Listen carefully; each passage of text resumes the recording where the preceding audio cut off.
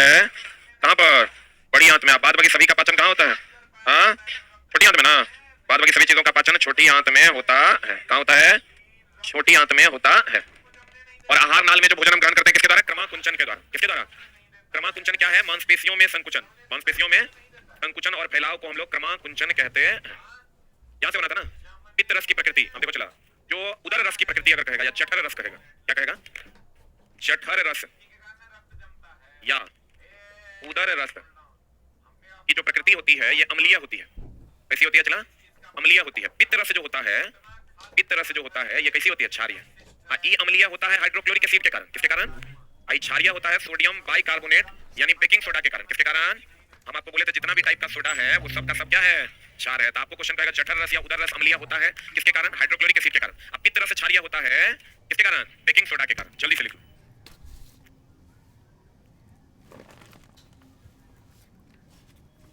जठर रस या उदर रस कैसा होता है? अम्लीय है। अब पित्त रस कैसा होता है? क्षारीय।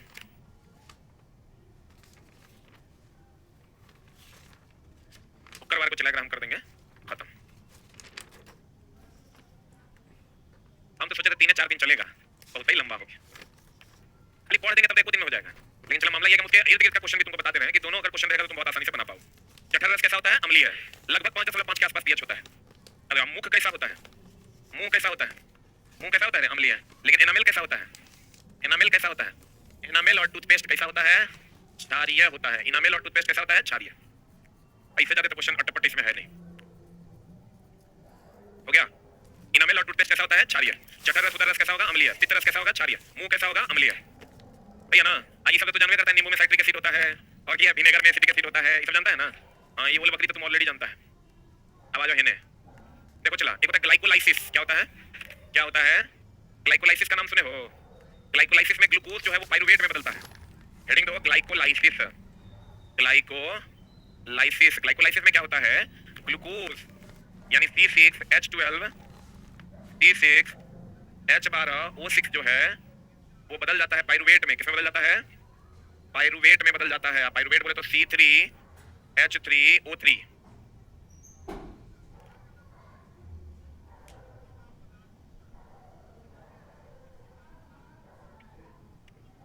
हो गया?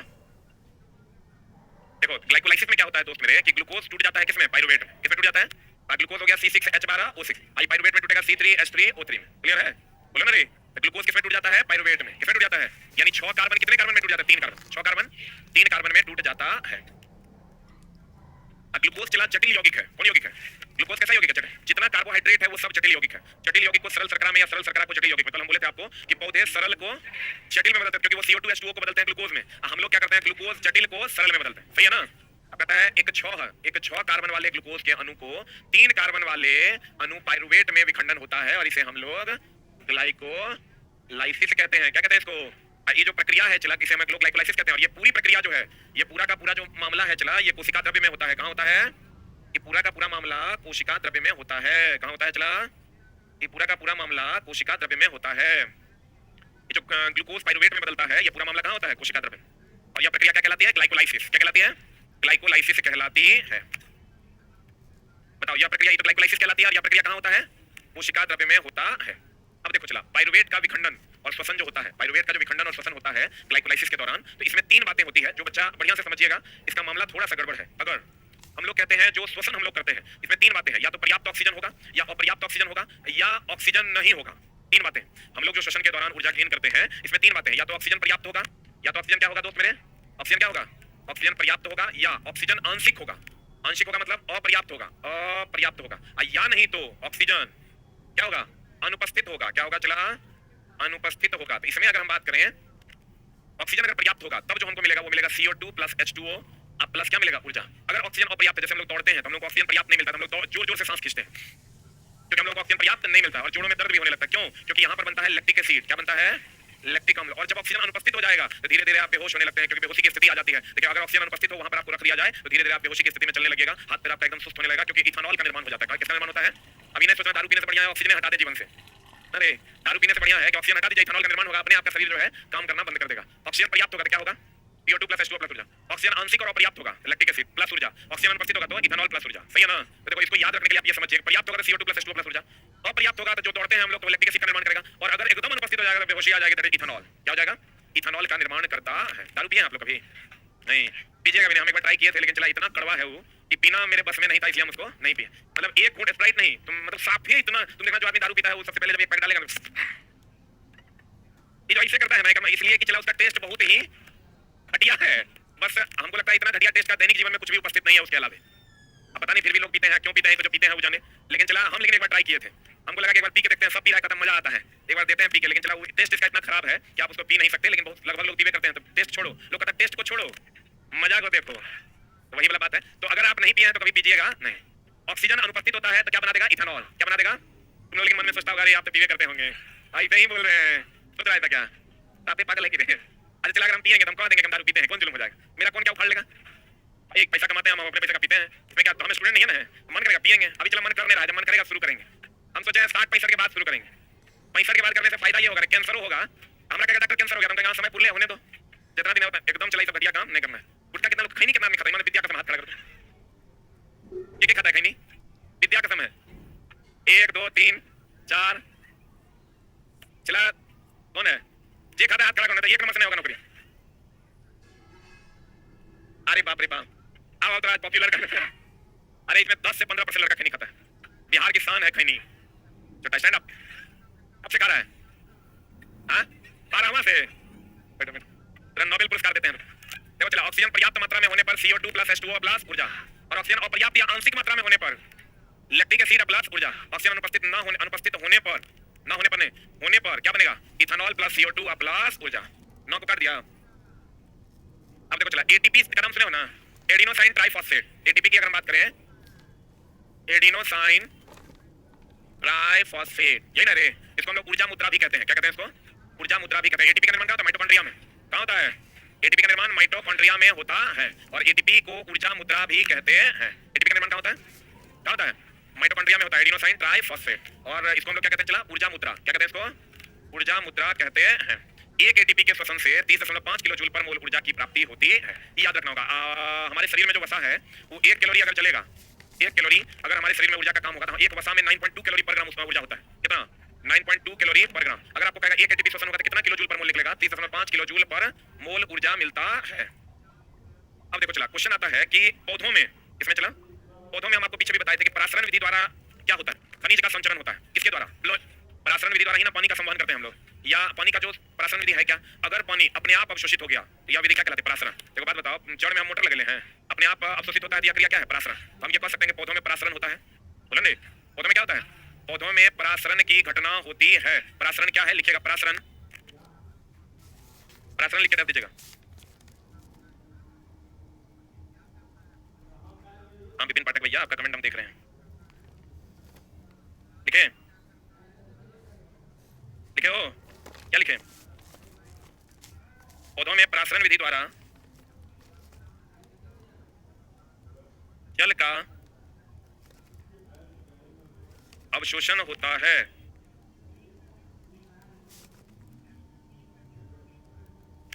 पौधों में कौन विधि द्वारा चला, परासरण विधि द्वारा जल का अवशोषण होता है। देखो पौधों में जल, खनिज लवण कौन विधि द्वारा, लेकिन परासरण विधि वह विधि है, परासरण विधि वह विधि है, परासरण विधि वह विधि है जहां द्रव एक जगह से दूसरे जगह, जहां द्रव एक जगह से दूसरे जगह अपने आप पहुंच जाते हैं, अपने आप पहुंच जाते हैं, जहां द्रव एक जगह से दूसरे जगह अपने आप पहुंच जाते हैं। तो खनिज लवण भी जल द्रव्य के रूप में होता है। यह क्रिया केशिका क्रिया है कि कोशिका क्रिया है, केशिका क्रिया। कहता है पौधों में जल खनिज लवण परासरण विधि द्वारा तथा CO2 और O2 का विनिमय कौन विधि द्वारा, गैसों को का विनिमय, विनिमय का मतलब इंटरचेंज, विनिमय का मतलब इंटरचेंज करना, विनिमय का मतलब इंटरचेंज का मतलब चला कार्बन डाइऑक्साइड लेना और ऑक्सीजन देना। तो यह कौन विधि है, विसरण। कौन विधि है, तो कहते हैं गैसों का इंटरचेंज विसरण विधि द्वारा होता है, जबकि जल और खनिज लवण का जो आदान प्रदान होता है किस विधि द्वारा, परासरण विधि। कभी कोई क्वेश्चन आता है चला प्लोएम जो है किसका संचरण करता है, खनिज का ना। लेकिन आप याद रखिए खनिज और एमिनो एसिड का, खनिज और किसका, एमिनो एसिड। लड़का मार देता है खनिज, लेकिन आप ऑप्शन में थोड़ा सा गड़बड़ी कर दिया, सब जानता है जाइलम जल का, प्लोएम खनिज का, जाइलम जल का, प्लोएम खनिज का। तुमको क्वेश्चन देगा प्लोएम किसका संचरण करता है, अगर दे देगा प्लोएम किसका संचरण करता है तो एक ऑप्शन खनिज रहेगा, एक ऑप्शन खनिज और एमिनो एसिड रहेगा, तो वही मारना। बोले खनिज और क्या, एमिनो एसिड, खनिज और क्या, खनिज और क्या, एमिनो एसिड, खनिज और एमिनो एसिड। अब बताओ, तो हमने कहा जल और खनिज लवण का संचरण कौन विधि द्वारा? परासरण विधि द्वारा। कौन विधि द्वारा? गैसों का इंटरचेंज होता है विसरण विधि द्वारा। कौन विधि द्वारा? विसरण विधि द्वारा। कहते हैं जलीय जीव का श्वसन दर, अब देखो चला एक चीज हमेशा ध्यान रखना, जलीय जीव जो होते हैं, कौन जीव जो होते हैं, जलीय जीव का श्वसन दर अधिक होता है। श्वसन दर की अगर बात करोगे, श्वसन दर की अगर बात करोगे तो जलीय जीव का अधिक होता है, जलीय जीव का अधिक होता है स्थलीय जीव की तुलना में। जलीय जीव का अधिक होता है स्थलीय जीव की तुलना में। ध्यान दीजिएगा, पौधों में श्वसन दर जो होता है जलीय जीव में ज्यादा होता है, स्थलीय जीव में कम। जलीय जीव में चूंकि वो जल से ही ऑक्सीजन ग्रहण कर लेता है, इसलिए ऑक्सीजन की यहाँ पर चूंकि श्वसन दर अधिक होता है, यहाँ ऑक्सीजन की कमी होती है, यहाँ ऑक्सीजन की क्या होती है? कमी। और यहाँ ऑक्सीजन की अधिकता होती है। तो पृथ्वी पर जो स्थल पर ऑक्सीजन कितना प्रतिशत है? कितना प्रतिशत? 21% है। और यहाँ बहुत कम प्रतिशत में होता है, फिक्स नहीं कर सकते। अगर कहीं पर शुद्ध जल है तो हम लोग कहते हैं बायोलॉजिकली ऑक्सीजन डिमांड एक पैरामीटर है, बीओडी, नाम सुने हो? एक पैरामीटर है चला बीओडी, बायोलॉजिकल ऑक्सीजन डिमांड। क्या होता है चला? बायोलॉजिकल ऑक्सीजन डिमांड, जिसको हम लोग क्या कहते हैं? बीओडी। ये वो चीज ध्यान रखना, शुद्ध जल अगर है तो शुद्ध जल है का मतलब समझ लो कि ऑक्सीजन अधिक है। बोलते तो बताओ जगह में ऑक्सीजन अधिक होगा तो बायोलॉजिकली ऑक्सीजन डिमांड जो होगा वो क्या होगा? कम। बोलवे नहीं करेगा। ये इधर पहले ध्यान देना तब लिखना, पूछता है क्वेश्चन चला, कहता है बीओडी बोले तो बायोलॉजिकली ऑक्सीजन डिमांड। अगर शुद्ध जल है तो ऑक्सीजन डिमांड, ऑक्सीजन की मात्रा ज्यादा होगी, ऑक्सीजन की मात्रा ज्यादा होगी तो डिमांड कम होगा। जिसकी मात्रा आपके पास ज्यादा होती है उसका डिमांड आपके पास क्या होता है? कम होता है। किसी भी चीज की मात्रा अगर आपके पास चला जी ज्यादा है तो आप उसका डिमांड कीजिएगा। इसका मतलब अगर डिमांड नहीं है का मतलब आपके पास मात्रा पर्याप्त है। अगर मात्रा कम रहेगा तो तुरंत डिमांड हाई हो जाएगा कि हमको वो बात चाहिए ही चाहिए। क्लियर है? बोलो ना, जैसे आपके पास अगर कोई ऐसा चीज हो जो बहुत ज्यादा हो गया हो, पहले नहीं था लेकिन अब है तब उसका डिमांड आपके पास क्या हो जाएगा? कम हो जाएगा। बोलो ना, रसगुल्ला तो भर पेट खिला दिया, हम तो कहेंगे और रसगुल्ला खाओगे और खाओगे, ना ना छोड़ो, मांग रहे थे देवे नहीं किया, अब हमरा अपने है, हमरा तो रसगुल्ला की कोई जरूरत नहीं। बोलो ना रे, अगर तुम लोग दूसरा जगह लेके जा रहे हैं, दैनिक जीवन भी ऐसे ही चलता है। अगर मान लो कि तुम्हारी मैडम तुम्हारा फोन नहीं उठा रही है तो समझ लो कि तब तो जरूरत होगा नहीं, यही बात है। क्या कर उठा रही है देख लो। कहते हैं अगर अशुद्ध जल है, कौन जल है, तब बात में उल्टा सोच लेता है। अशुद्ध जल है तो ऑक्सीजन क्या है? कम। ऑक्सीजन क्या है चला? ऑक्सीजन क्या है? कम। ऑक्सीजन कम होगा तो बायोलॉजिकली ऑक्सीजन डिमांड क्या होगा? अच्छा है, जल्दी लिख।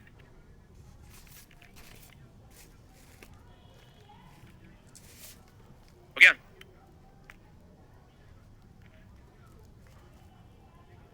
हम लोग जो चला शुद्ध जल पीते हैं ना, अगर आप कॉपी करिएगा जैसे कैंगन वाटर वगैरह कुछ पानी तो ऐसा है चला जो 600 रुपए लीटर भी है, 600 700 रुपए लीटर, उसमें ऑक्सीजन की मात्रा ज्यादा है। ऑक्सीजन की मात्रा ज्यादा होगा तुम्हारा पाचन सही हो जाएगा, एनर्जी लेवल तुम्हारा सही हो जाएगा, CO2 प्लस H2O प्लस ऊर्जा बनने लगेगा। ऑक्सीजन की मात्रा अशुद्ध जल पियोगे तो ऑक्सीजन की मात्रा कम रहेगी, ऑक्सीजन की मात्रा कम रहेगी तो क्या बनेगा? Lactic acid. लैक्टिक एसिड बनेगा क्या होगा? थकान। थकान नहीं होगा, जल्दी थक जाओगे। अगर आप चाहते हो एनर्जी लेवल मेंटेन रहे तो कैसा जल पीना है? शुद्ध जल। क्लियर है?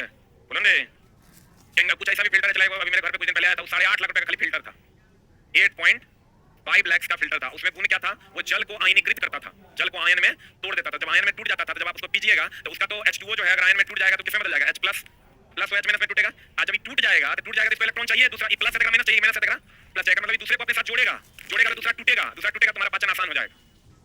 नहीं समझा? पाचन कब होता है?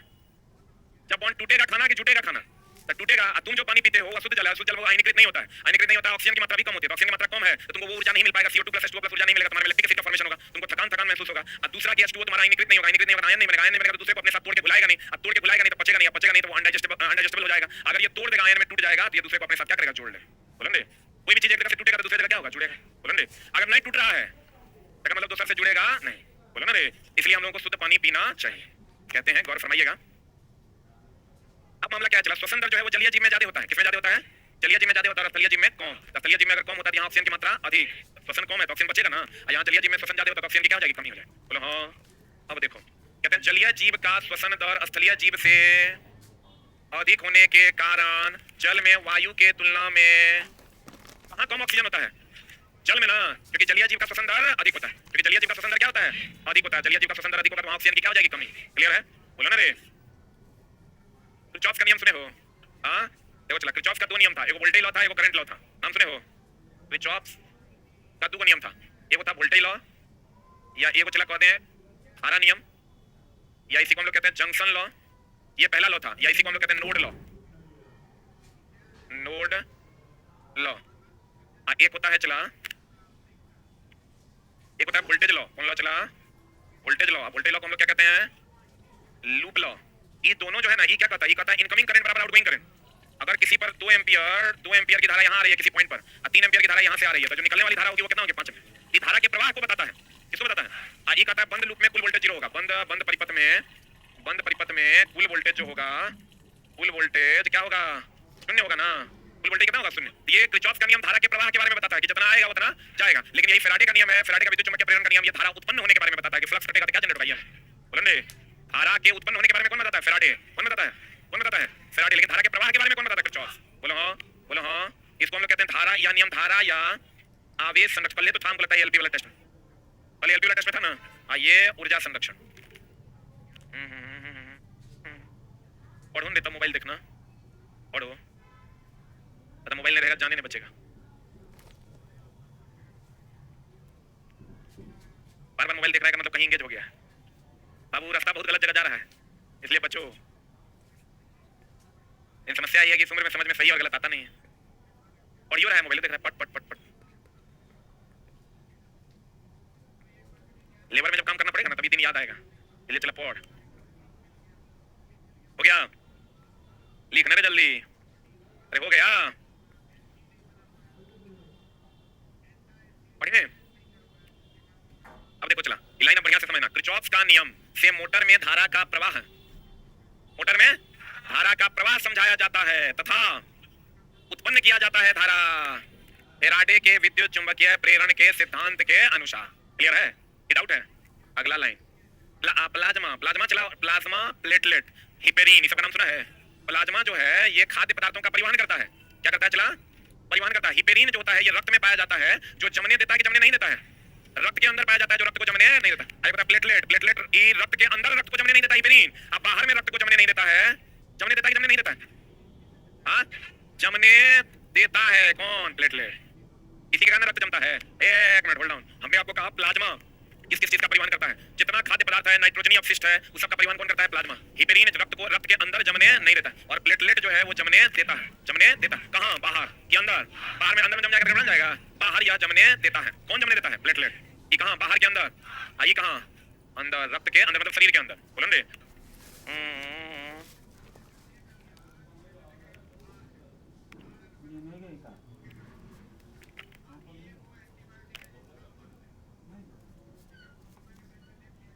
हो गया? अरे हुआ? अरे हुआ? अब देखो कहता है प्लाज्मा भोजन CO2 तथा नाइट्रोजनी उपस्थित का, नाइट्रोजनी अपशिष्ट का, नाइट्रोजनी अपशिष्ट का क्या करता है? वहन करता है। किसका? किसका? भोजन का, CO2 का, और किसका? नाइट्रोजनी अपशिष्ट का क्या करता है? वहन करता है। लसिका का नाम सुना है रे? चिपचिपा पदार्थ होता है। लसिका क्या है? एक चिपचिपा पदार्थ होता है जो वसा का वहन करता है। किसका वहन करता है? लसिका एक चिपचिपा पदार्थ है। टेस्ट वगैरह करने के लिए हम लोग इसका उपयोग करते हैं, सफेद कलर का। कभी ऐसा हुआ होगा कट कट के जाता है तो वो चिपचिपा द्रव निकलता है, तो उसको हम लोग लसिका कहते हैं। टेस्टिंग में भी हम लोग उसी का उपयोग करते हैं। रक्त का भाग है या किसका वहन करता है? वसा का। किसका वहन करता है? इसलिए देख रहा हूं तेल जैसा चिपचिपा रहता है। तेल जैसा चिपचिपा नहीं रहता है क्योंकि वसा भी तो फैट है ना, है तो फैट है, तो कहते हैं लसिका एक चिपचिपा पदार्थ है जो पाचित वसा का क्या करता है? वहन करता है। एनसीईआरटी का डायरेक्ट क्वेश्चन आपको मिलेगा। हृदय कौन सा अंग है? अस्थि है उसमें कि पेशी है? पेशी मतलब मांसपेशी है, हड्डी है। तो हृदय कहता है एक पेशीय अंग है जो हमारे किसके आकार का होता है? मुट्ठी का। एड्रेनलिन ग्लैंड यहीं से ना ऑपरेट होता है। कहां से? हृदय से। कहां से? एड्रेनलिन ग्लैंड जो होता है जिसको हम लोग एड्रेनलिन हार्मोन देता है, लरो या उरो हार्मोन कहते हैं उसको, उसका संबंध कहां से है? हृदय से। कहां से है? इसका आकार कितना बड़ा होता है? मुट्ठी के आकार। कितना बड़ा होता है? मुट्ठी के आकार का होता है। एक सामान्य मनुष्य के रक्तदाब का तो सबको पता होगा, सिस्टोलिक डायस्टोलिक। बोलो ना रे, ये हो गया चला सिस्टोलिक। लेकिन तुम लोग हिंदी ऑप्शन चूज करेगा तो वहां देगा प्रकुंचन। अनुशीतलन बोले तो डायस्टोलिक। बोलो ना, सिस्टोलिक कितना? 120, डायस्टोलिक कितना? 80। ये सामान्य मनुष्य का है। अब एक बात पता चला, मछली में और हम लोगों में क्या अंतर है? मछली में एक ही परिसंचरण तंत्र है, उसमें चला शुद्ध अशुद्ध रक्त केम बहता है। हम लोगों में लेकिन वो सिरा है, एक धमनी है। सिरा में शुद्ध क्या शुद्ध? सिरा में अशुद्ध रक्त जाता है, धमनी में शुद्ध रक्त जाता है ना। हम लोगों के पास दो प्रकार की सिराएं, एक सिरा है और दूसरा क्या है? धमनी। तो सिरा में अशुद्ध रक्त का वहन होता है और धमनी में शुद्ध रक्त का। बोलो ना रे। तो लेकिन मछली में ऐसा नहीं होता, उसमें खुला परिसंचरण तंत्र होता है, उसमें शुद्ध अशुद्ध एक में बहता। बोलो रे, आपको कह देगा मछली के अलावे सब में दो पार्ट होता है, एक धमनी, एक सिरा। एक से शुद्ध रक्त जाता है, एक से अशुद्ध रक्त। लेकिन चला बात है मछली में क्या होता है? एक ही परिसंचरण तंत्र होता है, शुद्ध भी उसी से जाता है, अशुद्ध भी उसी से जाता है। तो कहते हैं मछली में एकल रक्त परिसंचरण तंत्र, जबकि अन्य केसरुकी में दोहरा। लिख लेना, मछली में शुद्ध और अशुद्ध, मछली में शुद्ध और अशुद्ध रक्त, मछली में शुद्ध और अशुद्ध रक्त एक ही परिसंचरण तंत्र में होता है, एक ही परिसंचरण तंत्र में होता है, एक ही परिसंचरण तंत्र में होता है। अभी तुरंत बताए, बताओ प्लेटलेट शरीर से बाहर रक्त का थक्का बनाता है कि अंदर? हिपेरिन शरीर के अंदर रक्त जमने नहीं देता। बताइए ना, ये जब कट फुट जाता है तब जो थक्का बनाएगा कौन बनाएगा? प्लेटलेट। और शरीर के अंदर जो रक्त आपका जमेगा नहीं, किसके कारण? किसके कारण? हिपेरिन के कारण। हिपेरिन का निर्माण कहां होता है? यकृत में। यकृत बोले तो लीवर में। पित्त का निर्माण भी यकृत में होता है। किसका निर्माण? ये पित्त का निर्माण भी कहां होता है? अब पित्त का स्टोरेज कहाँ होता है? पित्ताशय में। पित्त का काम है वसा का पाइसीकरण करना। पित्त का काम क्या है? पाइसीकरण करना मतलब क्या करना? तोड़ना। पाइसीकरण करना मतलब क्या करना? तोड़ना। अब देखो कहता है लसिका, अभी तुरंत बताया लसिका क्या करता है? वसा का वहन, पाचित वसा का वहन। किसका वहन करता है? लसिका पाचित वसा का वहन करता है। लसिका रक्त प्लाज्मा के समान परंतु इनमें अल्प मात्रा में क्या होता है? प्रोटीन होता है तथा यह कैसा होता है? रंगीन। और ध्यान रखना क्लोरीन भी रंगहीन होता है। क्लोरीन क्या होता है? चला रंगहीन होता है। लसिका रक्त प्लाज्मा के समान परंतु इसमें अल्प मात्रा में प्रोटीन होता है और यह कैसा होता है? चला रंगहीन। और यह क्या करता है? पचित वसा का वहन करता है। किसका वहन करता है? प्लाज्मा क्या करता है? चला CO2 भोजन और नाइट्रोजनीय अपशिष्ट का वहन करता है, जबकि लसिका पचित वसा का वहन करता है। लसिका में प्रोटीन भी पाया जाता है। ग्लोब्यूलिन में भी प्रोटीन पाया जाता है। एल्ब्यूमिन में भी प्रोटीन पाया जाता है। याद रखना चला ग्लोब्यूलिन। ग्लोब्यूलिन किसमें? चला ग्लोब्यूलिन में क्या पाया जाता है? प्रोटीन। एल्ब्यूमिन, एल्ब्यूमिन कहाँ पाया जाता है? मूत्र में। एल्ब्यूमिन में भी पाया जाता है प्रोटीन। अब तुरंत बताते प्लाज्मा जो है वो भोजन का खनिज लवण का तो वहन करता है, साथ में एमिनो एसिड का भी वहन करता है। किसका वहन करता है? ग्लोब्यूलिन में भी प्रोटीन होता है, लसिका भी प्रोटीन का बनाता है, एल्ब्यूमिन भी किसका बनाता है? प्रोटीन का। हो गया? पढ़े?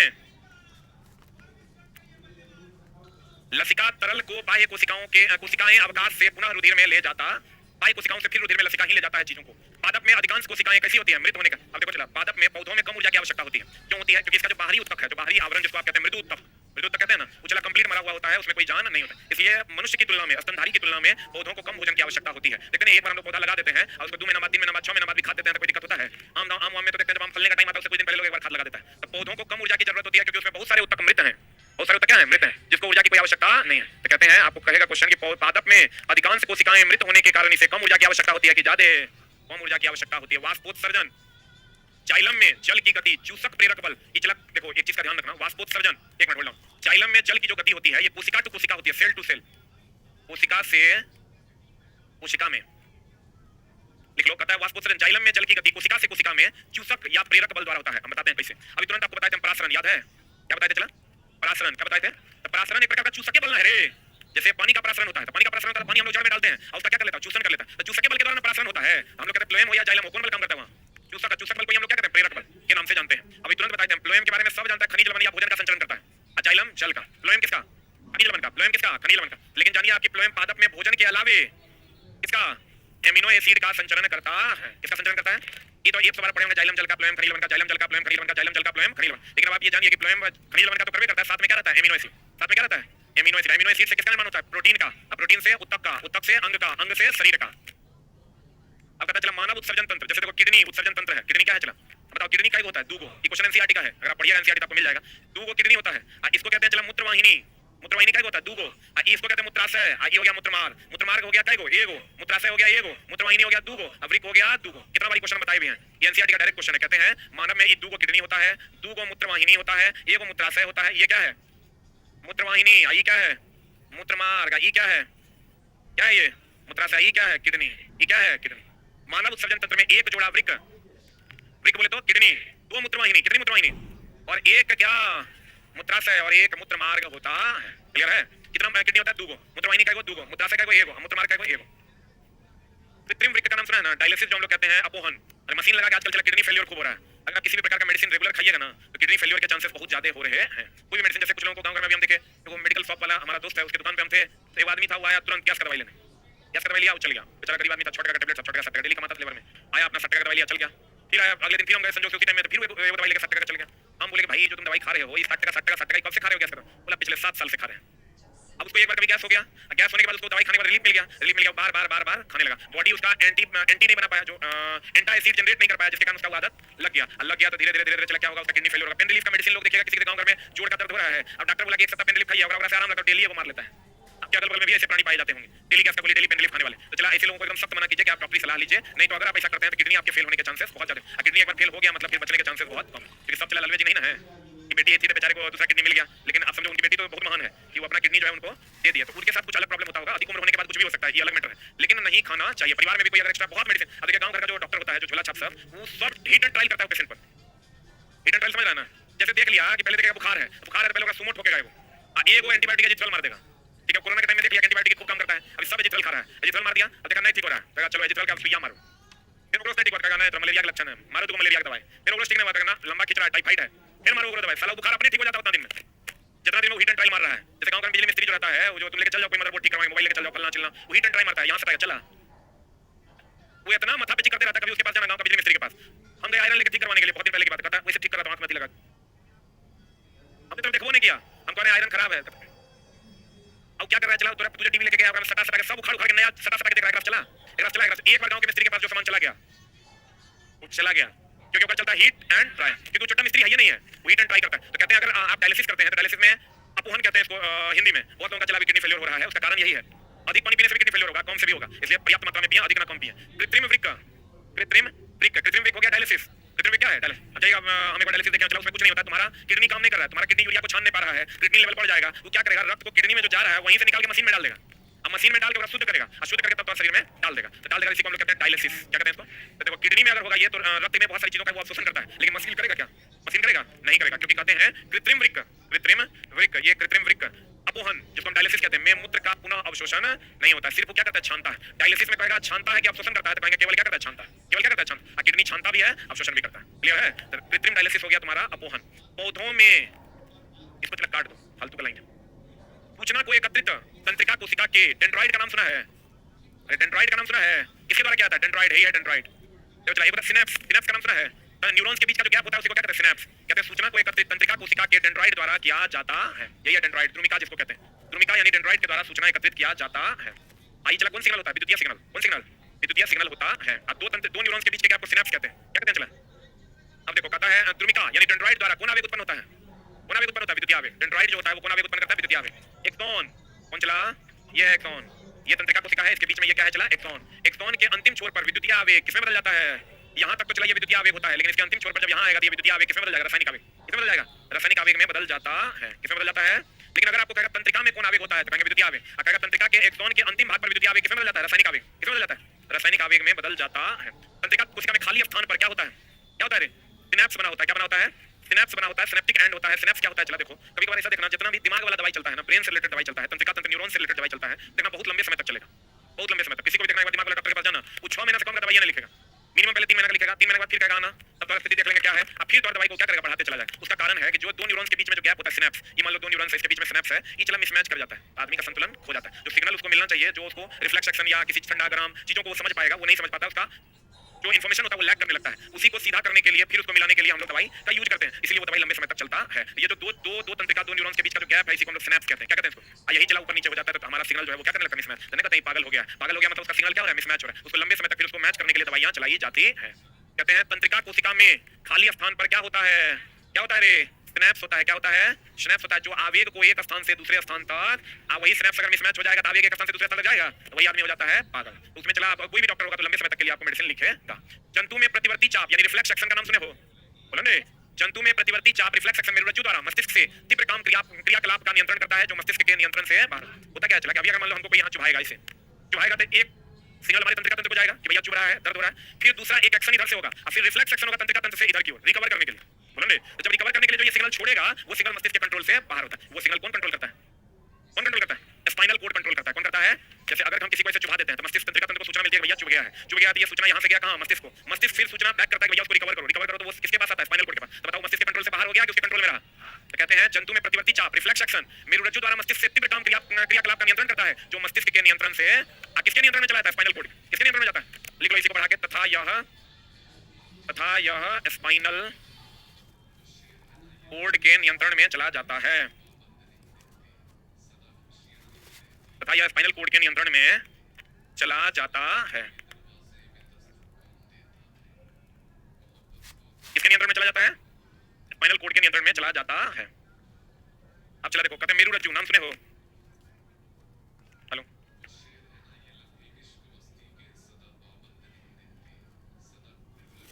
क्या कहते हैं, चला मेरुरज्जु, क्या कहते हैं, मेरुरज्जु रीढ़ की हड्डी केस रुक दंड से क्या रहती है, सुरक्षित रहती है। जो आपका स्पाइनल कोड होता है वो किससे सुरक्षित रहता है, केस रुक दंड से सुरक्षित रहता है। पादप सूचनाओं का संवहन विद्युत रसायन के उपयोग द्वारा करता है, रसायन के उपयोग द्वारा नहीं, किसके, क्यों, क्योंकि पादप में भोजन आयनों में टूट जाता है और जहां पर आयन का प्रवाह होगा वो किसका प्रवाह है, विद्युत धारा का, किसका प्रवाह है, आयन का प्रवाह, किसका प्रवाह है, विद्युत धारा। तो कहते हैं पादप सूचनाओं का संवहन रसायन के उपयोग से कि विद्युत रसायन के उपयोग से। अब कहता चला पादप कोशिका का आकार एवं दिशा किसके द्वारा, अच्छा बताओ, पादप में कोशिका की जो दिशा होगी किधर से किधर जाएगा, जल ने तय करेगा, जल जिधर बहेगा उधर कोशिका की दिशा होगी, जिधर जल नहीं बहेगा उधर कोशिका की दिशा नहीं होगी। तो कहते हैं पादप कोशिका में आकार और दिशा किसके द्वारा नियंत्रित होता है, भाई पता रसायनुवर्तन का एक उदाहरण पराग नलिका का किसमें बदलना है, बीजांड की ओर वृद्धि करना है, पादप वृद्धि हार्मोन। अच्छा ऑक्सीन का नाम सुने बना, ये क्या है, वृद्धि हार्मोन। साइटोकाइनिन में क्या होता है, कोशिका विभाजन।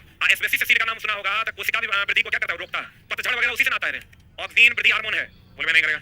एब्सिसिक एसिड जो है वो वृद्धि को क्या करता है, रोकता है। क्या करता है, रोकता है। तो कहते हैं जिब्रेलिन का नाम सुना है, तना हो गया, फल हो गया, फूल हो गया, इसमें वृद्धि किसके कारण होता है, जिब्रेलिन के कारण। किसके कारण, देखो तुमको क्या पूछेगा, ऑक्सीन। ऑक्सीन वृद्धि हार्मोन है। प्रकाशानुवर्तन किसके कारण होता है, ऑक्सीन के कारण। प्रकाश के प्रति जो अनुवर्तन होता है किसके कारण, किसके कारण, ऑक्सीन के कारण होता है। किसके कारण होता है, ऑक्सीन के कारण होता है। जिब्रेलिन के कारण तना, फूल, फल इत्यादि में क्या होता है, वृद्धि होता है।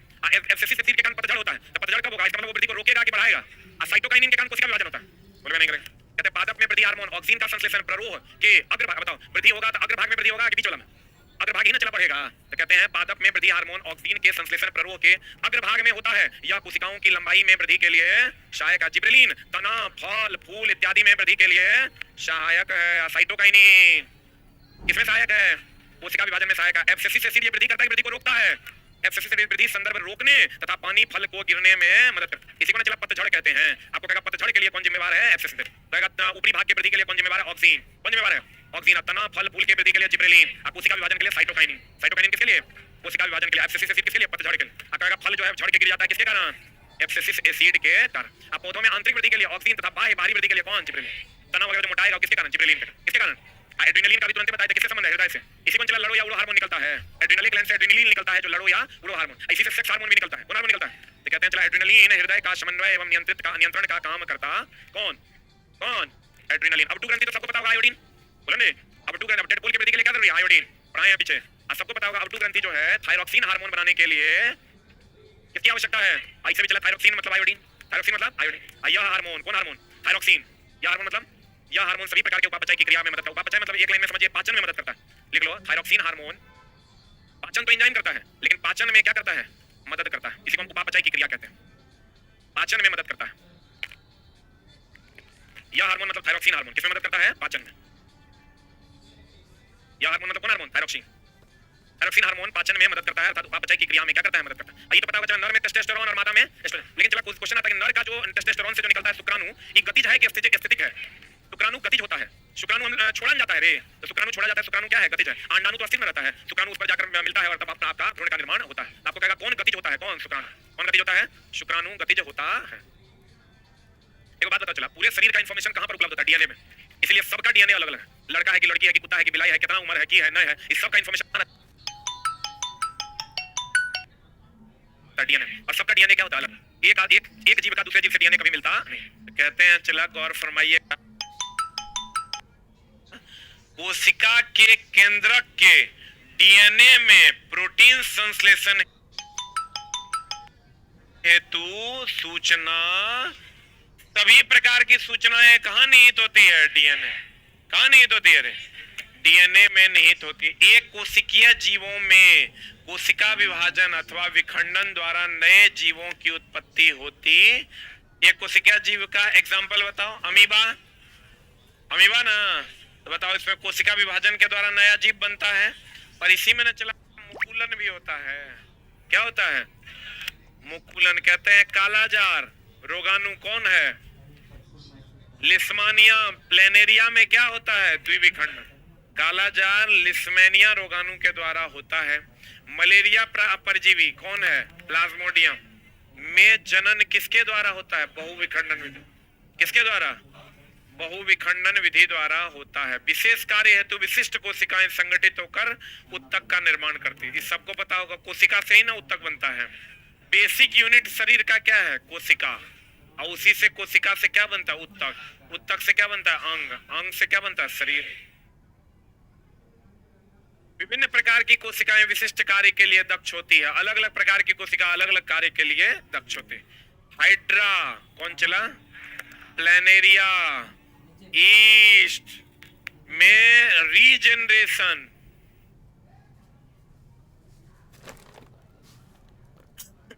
द्वारा, जो 1 मिनट होल्ड डाउन, बताओ चला हाइड्रा में इसको काट दोगे तो फिर नया आएगा कि नहीं, नहीं आएगा। हाइड्रा में, प्लेनेरिया में, ईस्ट में रीजनरेशन द्वारा जनन होता है। किसके द्वारा जनन होता है, इसको काट दीजिए, फिर से नया बन जाएगा। इसको हम लोग कहते हैं रीजनरेशन। हाइड्रा, प्लेनेरिया और किसमें, ईस्ट में। अच्छा, ईस्ट के बारे में ही जान लीजिए। हम लोग जो किण्वन विधि अपनाते हैं, तो किण्वन विधि में हम लोग कहते हैं ना कि ग्लूकोज C6H12O6 ई जाइमेज एंजाइम की उपस्थिति में, किसकी उपस्थिति में, या किसकी उपस्थिति में, ईस्ट की उपस्थिति में क्या बना देता है, ethyl alcohol plus CO2 plus H2O बना। जल्दी से लिख लो।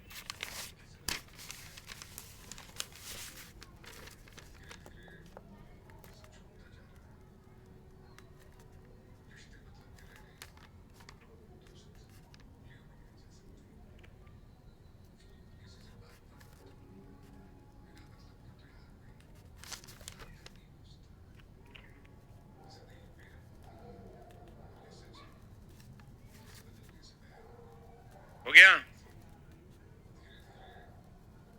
आपको कहेगा किस विधि द्वारा इथाइल अल्कोहल बनता है, किण्वन विधि द्वारा। कहेगा कौन सी गैस निकलती है, कार्बन डाइऑक्साइड। कहेगा किसका उपयोग करते हैं, जाइमेज या ईस्ट। ये दोनों उत्प्रेरक का काम करता है। जो एरो पर रहता है चला, वो क्या है, उत्प्रेरक। जो अभिक्रिया में भाग नहीं लेता, लेकिन अभिक्रिया की दर को बढ़ा या क्या देता है, घटा देता। क्लियर है। C6H12O6। यही ग्लूकोज जब बदल जाएगा पाइरुवेट में, तो इसको कहते हैं ग्लाइकोलाइसिस। क्या कहते हैं। और उसमें कै गो कार्बन होता है, 3 गो, C3H3O3। यह प्रक्रिया क्या कहलाती है, ग्लाइकोलाइसिस। जब ग्लूकोज पाइरुवेट में बदलता है तो यह प्रक्रिया ग्लाइकोलाइसिस कहलाती है। लेकिन जब ग्लूकोज इथाइल अल्कोहल में बदलता है तो यह प्रक्रिया क्या कहलाती है, किण्वन। किसकी उपस्थिति में, जाइमेज एंजाइम और ईस्ट। ये दोनों क्या है, उत्प्रेरक। क्या है ये, उत्प्रेरक किसे कहते हैं, जो अभिक्रिया की दर को बढ़ा दे या घटा दे, उसी को ना उत्प्रेरक कहते हैं। ईस्ट, हाइड्रा, कौन विधि द्वारा, मुकुलन होता है, जो काट के लगाते हैं, कहते हैं किस विधि द्वारा होता है, चला, मुकुलन विधि द्वारा। ईस्ट हो गया, हाइड्रा हो गया, इसमें मुकुलन की विधि होती है। ब्रायोफाइलम की पत्तियों के मार्जिन की कणिकाएं विकसित होकर किसका निर्माण करती है, नए पौधा। ये क्वेश्चन तुमको डायरेक्ट एनसीईआरटी में मिलेगा कि किसके मार्जिन की दर्रों में कलिकाएं बनती है, नई कलिकाएं बनती है, नए पौधे बनते हैं। आंसर आपको मिल जाएगा। एक ऑप्शन ब्रायोफाइटा है वहां एनसीईआरटी में, एक ऑप्शन ब्रायोफाइलम। जब ये कह देना मार्जिन से कनिकाएं विकसित होकर नए पौधे, मतलब चला जहां गैप रहता है ना, गैप में नया पौधा निकल जाता है। मार्जिन का मतलब होता है गैप। मार्जिन का मतलब गैप में जो नए पौधे निकल जाते हैं, यह घटना किसके में होती है, ब्रायोफाइलम। लेकिन जो एनसीईआरटी तुम बनाओगे वहां ब्रायोफाइलम भी है, ब्रायोफाइटा भी है। क्या मारना, ब्रायोफाइलम। मार्जिन मतलब गैप में नए पौधे का बनना। कहां होता है, ब्रायोफाइलम। कहां होता है, ईस्ट और हाइड्रा में क्या होता है, मुकुलन। ईस्ट और हाइड्रा में क्या होता है, मुकुलन। अब विभिन्न प्रकार की कोशिकाएं अलग अलग कार्य करने में क्या होती है, दक्ष होती है। हाइड्रा, प्लेनेरिया, ईस्ट, रीजनरेशन होगा। काट के लगाएंगे फिर से लगेगा।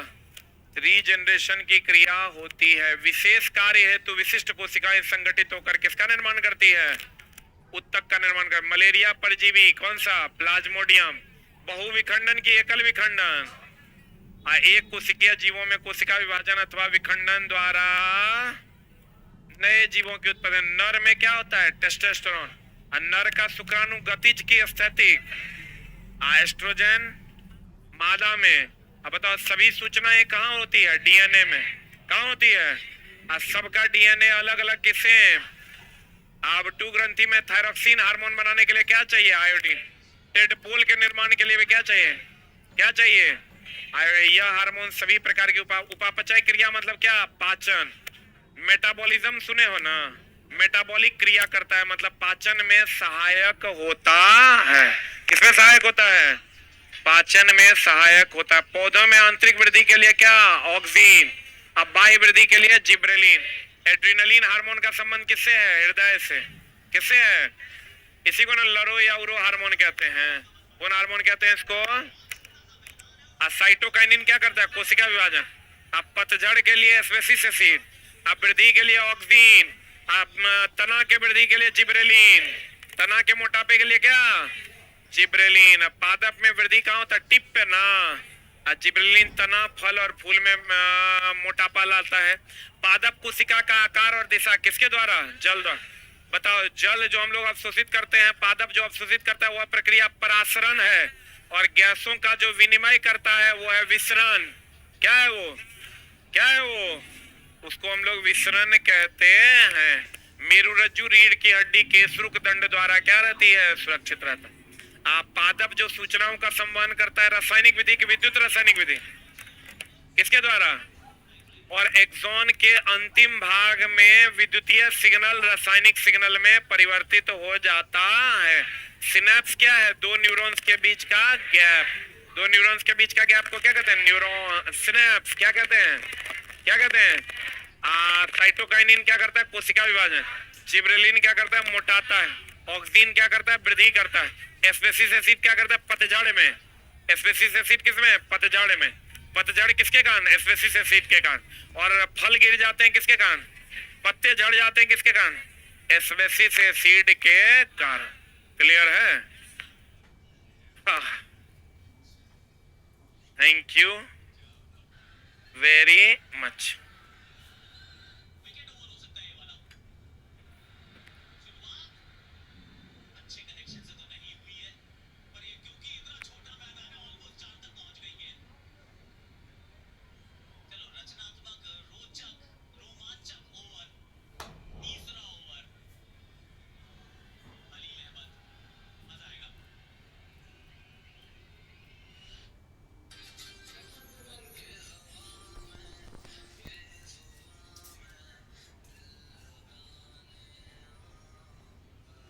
ऊपर पर फूल, ऊपर फूल,